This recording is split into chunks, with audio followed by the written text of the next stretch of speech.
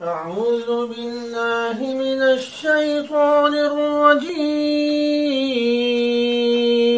بسم الله الرحمن الرحيم. الذين آمنوا وتطمئن قلوبهم بذكر الله ألا بذكر الله تطمئن القلوب. صدق اللہ العظیم.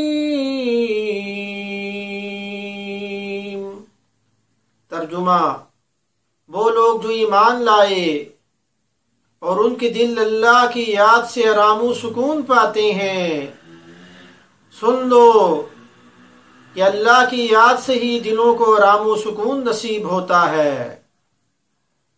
سورۃ الرعد آیت نمبر 28 میں ارشاد باری تعالی ہے۔ تو یہ سوال اکثر ہوتا ہے کہ دل کی بیماری کے لیے کوئی وظیفہ یا دعا بتائیں، یا یہ کہ جنہیں ہارٹ اٹیک کا خدشہ ہو اس کے لیے قرآن کریم نے کیا علاج بتایا ہے۔ تو سب سے پہلے اگر ہم قرآن کریم میں دیکھیں تو قرآن کریم میں اس کا جواب یہ ملتا ہے کہ اللہ کی یاد سے دلوں کو اطمینان نصیب ہوتا ہے۔ اب یہاں پر جو ہے ذکر کا لفظ ہے، تو ذکر اللہ میں سب سے پہلے جو ہے قرآن کریم کی تلاوت ہے، یعنی قرآن کریم کی تلاوت کثرت کے ساتھ کی جائے، کیونکہ حدیث میں یہی ارشاد ہوتا ہے کہ تلاوت قرآن سے جو اللہ کی سکینت کے نزول کا سبب جو ہے بنتا ہے۔ اور اسی طرح حدیث میں آتا ہے کہ جس طرح لوہے کو زنگ لگ جاتا ہے، لوہے کو پانی سے زنگ لگ جاتا ہے، اسی طرح دلوں کو بھی زنگ لگ جاتا ہے۔ تو نبی اکرم صلی اللہ علیہ وسلم نے اس زنگ کو ختم کرنے کا یہ علاج بتایا کہ کثرت کے ساتھ ایک تو موت کو یاد کیا جائے، دوسرا یہ کہ قرآن کریم کی تلاوت جو ہے کثرت کے ساتھ کی جائے۔ اسی طرح اگر قرآن کریم کی تلاوت کے علاوہ کوئی اور ہم ذکر اذکار کرنا چاہتے ہیں تو ہم کلمے کا ورد کر سکتے ہیں، درود شریف پڑھ سکتے ہیں، تو اللہ کی یاد سے ہی دلوں کو اطمینان نصیب ہوتا ہے۔ جس طرح صبح کے وقت سورہ یاسین کی تلاوت کرنا، یہ بھی دل کی بیماری میں مفید ہے۔ اسی طرح رات کے وقت سورۃ الملک کی تلاوت کرنا، اور اس کے علاوہ جتنا بھی ہم قرآن کریم پڑھ سکتے ہیں ہمیں قرآن کریم کی تلاوت کرنی چاہیے۔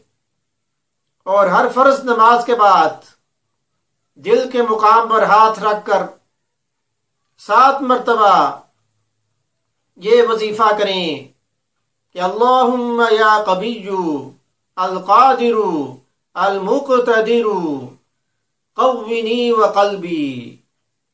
تو ہر فرض نماز کے بعد 7 مرتبہ یہ وظیفہ کرنا جو ہے دل کی بیماری کے لیے مفید ہے۔ تو اس میں جس چیز کا سب سے زیادہ خیال کرنا ہے وہ یہ کہ فرض نماز کو نہیں چھوڑنا، کیونکہ اگر فرض نماز کو ہم چھوڑ دیں گے تو پھر ذکر اذکار اور ان وظائف کا پھر فائدہ نہیں۔ اور دوسری بات یہ کہ بد پرہیزی نہیں کرنی۔ اب بد پرہیزی کیا ہے؟ یعنی غصہ کرنا، دوسروں کے بارے میں کینہ رکھنا، بغض رکھنا، حسد کرنا، دوسروں کی غیبت کرنا، دوسروں کے بارے میں برا سوچنا، یہ تمام وہ بیماریاں ہیں جس سے دل کی بیماری جو جنم لیتی ہے۔ تو جب ہم دوسروں کے بارے میں اپنا دل صاف رکھیں گے، دوسروں کے بارے میں اچھا سوچیں گے، تو پھر ہم دل کی بیماری سے بھی محفوظ رہیں گے۔ ہمیں نبی اکرم صلی اللہ علیہ وسلم کی سنت پر عمل کرنا چاہیے کہ کیسے آپ نے زندگی گزاری۔ مطمئن ہو دل تو ویرانوں کے سناٹے بھی گیت، دل اجڑ جائے تو شہروں میں بھی تنہائی بہت۔ اللہ پاک عمل کی توفیق عطا فرمائیں۔ درس سننے کے بعد اسے شیئر کریں تاکہ یہ آپ کے صدقہ جاریہ بن جائے۔ وما علینا الا البلاغ المبین۔